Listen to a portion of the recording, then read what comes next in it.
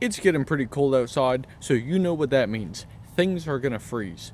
What things, you might ask? Well, water, just like that behind me. Rivers, lakes, ponds, bodies of water, they're going to freeze. And there are some pretty curious people out there like myself, and you may be wondering, why am I wearing a life jacket? Well, it's because I'm about to go swim. No, I'm kidding. I'm not gonna swim today, at least. But there are people who are going to try and walk on this here in a few months, maybe even in a month if it's cold enough, but they're going to try and walk out on here. And I do it every year. I walk out on here. I go check out that beaver hut thing, and there's a lake that this feeds into. However, it is pretty dangerous. And the whole point of this video today is to teach you how to rescue people in bodies of water, specifically how to get them out of cold water, how to get them out of ice. And really, I think this is a good video because if one of these days I go down, I'm gonna have hopefully several hundred or thousand of you who watch this know how to pull me out of this. Let me introduce myself. My name is Jack Billings. I am the CEO and founder of Shedknives. I make some pretty cool knives like this 2023 Resilience, which is the feature of today's video for the knife. If you like this knife, which a lot of people have, this has been like the #1 knife. You can pick it up on shedknives.com, but we'll get into all the knife stuff a little later. I want to tell you guys how to actually do this stuff. So let me set the scene, all right?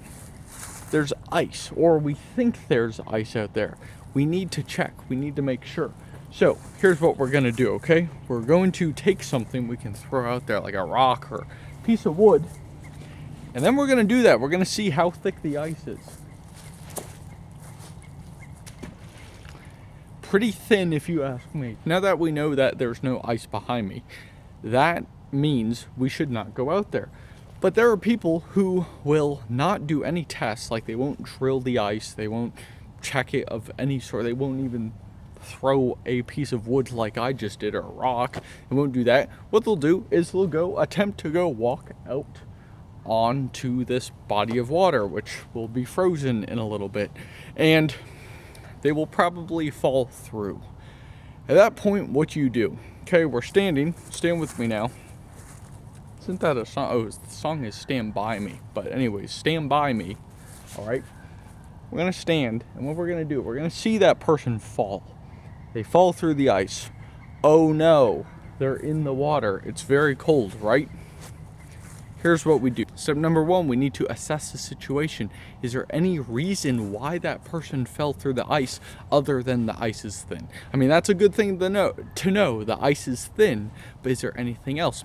Was that one person falling through the ice just the start to a whole array of other problems that are about to happen, like car accidents? Two cars might crash in the middle of the road. You don't just run out and go get them, because there may be other accidents to follow, okay? So that's really what I'm getting at here. So that's #1, assess the situation. #2, if there's multiple people there, what you're gonna do is point. You call 911. That way it's very direct, because when you say, somebody call 911, either everyone's gonna call 911 or no one's gonna call 911, all right? And if you're the only one, call them, all right? As soon as possible, by the way, call them. Next point, reach and throw, don't go. What that means is you should not go racing off onto the ice to go pull your friend or go pull whoever out of the ice.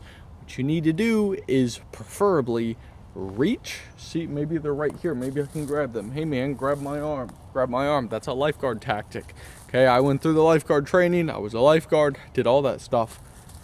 One of the things you can say, hey buddy, or hey man, whatever, say who they are, grab my arm, and you bring them up, okay? Or if they're in a good enough condition to get out on their own, then they just follow your arm, okay? But let's just say they're actually kind of far out. Oh no, what do you do? Well, you got to throw something to get them. I have a PFD on, a personal flotation device, or a life jacket. You may be wondering, why do I have this on? Well, it's so, let me take my knife out, so I can take this, and I see them, oh, they're in the water. What do?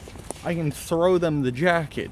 So that way, they can have something to hold on to. Now, I don't recommend you wearing a life jacket around everywhere you go. That would look a little weird.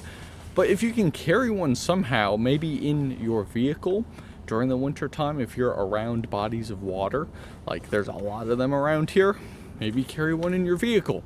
Or if you know you're going to be going somewhere on the water, like you're ice skating or something, hey, maybe carry something like that. And then the next thing, I'm going to put this on because it's actually kind of warm, to be honest. Like warm with this on. It's a little chilly otherwise.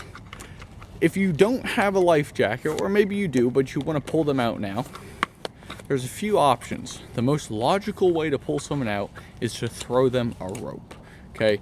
Most people do not just carry around rope with them, but what they do carry, sweatshirts and jackets. You know, I'm wearing 2 right now, so that's 2. And then I have another 2 with me. So why is that important? Like, yes, Jack, yeah, we do have sweatshirts. Why do we need them? Well, it's so you can tie them together, hopefully be able to reach them and pull them in. So I'm going to show you how to do that. All right, pause the video if you have 2 sweatshirts or 2 shirts of some sort that you can tie. Grab 2. So I have a nice sweater and another one. So this is how we're going to tie this. And remember, you have to be quick because this person is freezing cold in the water. So you got to be quick. What you're going to do, oh, they're out there? Yo, grab me your sweatshirts. Take your jackets off. Everyone's taking jackets off. And what you're going to do, left, right. Left over right and under, right over left and under. And now we're going to pull. And what we just made is a square knot. So now we have all, you see what I can do now? That's just 2. Imagine if you had 5, 6, 7, maybe even 10 of these. You could just launch them. I mean, I have 4 with me right now. 2 are for this video, but you get what I mean. Like, when it's winter time, you can tie a lot of sweatshirts together. And I'll be honest with you, this is the first time I actually went out of my way. Let me tie it. Let me see the distance. This is actually kind of let's see. That's a lot of distance right there.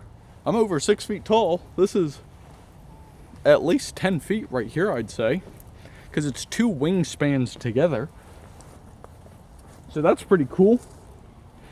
All right, so anyways, now that is out of the way, the knot tying segment of this video, hopefully they've latched on. If they didn't latch on, let's just assume you can reach the person. If they have not latched on, you're gonna pull it back, retry. Be as fast as possible, my friends. Be as fast as possible, because imagine you take an ice bath, you take a cold shower, you get in cold water like this. It's a little chilly. It's actually a lot chilly. All right, especially when you're in the outdoors in the winter and you're in this and you're unexpecting it. Oh, it's cold. So you got to get this person out as fast as possible. So now they've latched onto the rope or your line or your sweatshirts or whatever. They've latched on. Now you guys are going to pull, or if you're the only one there, you are going to pull them in. And once you pull them in, it is now time to get those cold, wet clothes off and get dry stuff on. If you had to use all of your sweatshirts to grab them, I mean, someone's going to have to lose a t-shirt, because we got to get that person warm. All right, that's why I carry extra sweatshirts and scarves and hats and whatever in my bag. Like, I have another hat. Let's see, I have 2 pairs of gloves. Even if they're not like winter gloves, this could still provide warmth somehow. And let's see here, this hat, I have another hat in my bag, so I could give them 2 hats if I needed. I could put this on their shoulder. I could put this under their arms. I could put this wherever. I could even use this to dry them off. All right, so you got to think outside of the box a little bit, but you want to get that person warm and you want to get them as warm as possible. You want to be slow with it. Don't pour your hot coffee on them, because that's going to mess some stuff up. I mean, even if your room temperature, like your normal 98.6 or whatever the exact temperature is of a person, you pour hot coffee on them, that's still going to hurt. So imagine you just were in sub 32 degree water, probably 20 degrees, 10, maybe even 0 or under, and you pour hot coffee on them, hot chocolate, that's going to be pretty like painful, and we don't want them to be hurting even more. You need to be gentle with this person. All right, they are a victim at this point, and we don't need any more. That's why we are assessing the situation. We don't need any more victims, so we're assessing the situation. And then also, we don't need to make them more of a victim. All right, that's something people tend to forget, especially with neck injuries. This is kind of a side note here, but with neck injuries, someone will hurt their neck and then they'll hurt it even more because people are moving them around and, oh, let's carry them here. Well, they're not doing it the right way. So be gentle with them, warm them up, get them dry. Okay, you are now entering a survival situation. I should have welcomed you to it. I should have gave you the welcome several minutes ago, but anyways, now you know you're in a survival situation. And then if it's bad, you call the police, of course, or you call for an ambulance, fire truck, whatever is needed. And let's just say you have to do that and they show up. Well, now that person is in their hands. You just need to get them out of the water. If I could sum this whole video up, you need to get them out of the water and warm and dry as fast as possible. That's the whole thing, my friends. That's the whole thing. I just gave you a bunch of ways to do it. I took a deep dive. And also, I came out with a blog recently on this topic. Maybe you're watching this video from the blog, or maybe you're about to go to it. Either way, I encourage you to check both this video out. Thanks for watching, and check the blog out. So, before I wrap this video up, I want to go back to the knife. This is a 100% USA made, USA material fixed blade, obviously, because it's in a Kydex sheath. This knife is really cool because, whoa, did you see how fast I pulled that out? Boom. Now we're ready to go. This is a beautiful piece. This is called the 2023 Resilience. It's in Dayglow G10, 154 cm steel, nice hollow grind. This is actually a little bit older of a model. The newer ones have a slightly higher grind, so they look even better. And I encourage you to go pick one up.